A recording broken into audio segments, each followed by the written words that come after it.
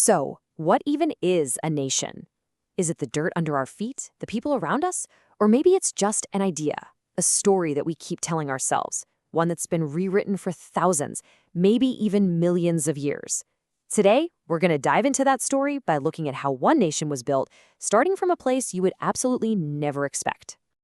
Okay, before we zero in on a specific nation, we have to start with this truly massive idea.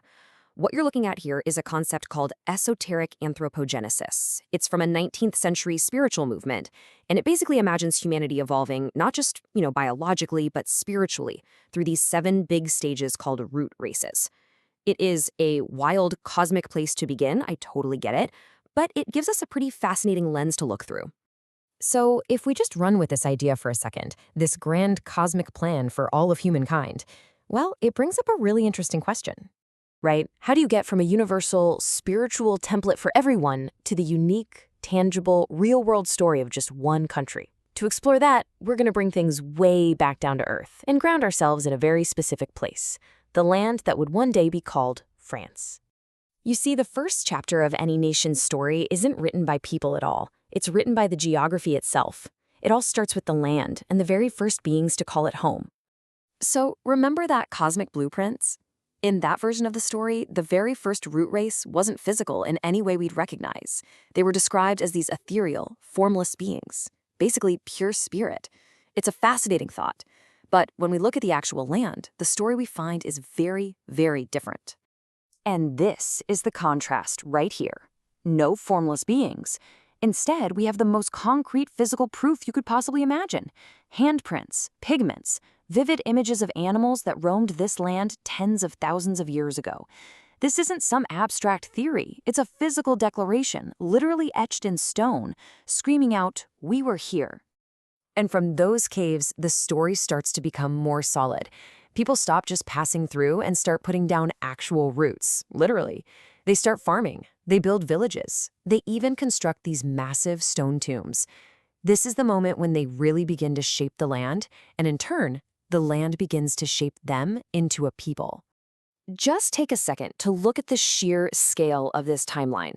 We're not talking about a few centuries. We are looking at over 1,000,000 years of human presence on this one patch of Earth, from the simplest stone tools all the way to the arrival of the Celts. The foundations of the story we're telling are almost unimaginably deep. So, we've got the land, and we've got people on that land for a very, very long time.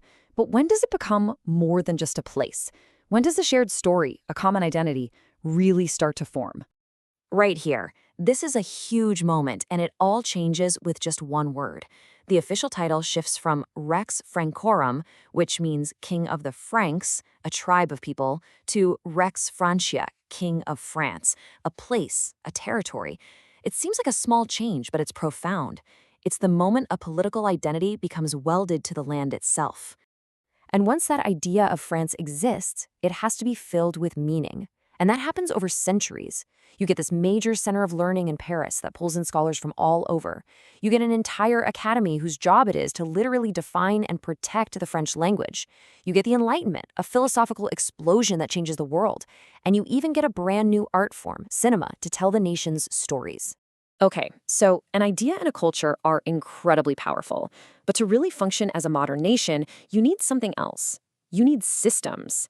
Vast, complex, intricate systems that can manage, educate, and care for millions and millions of people.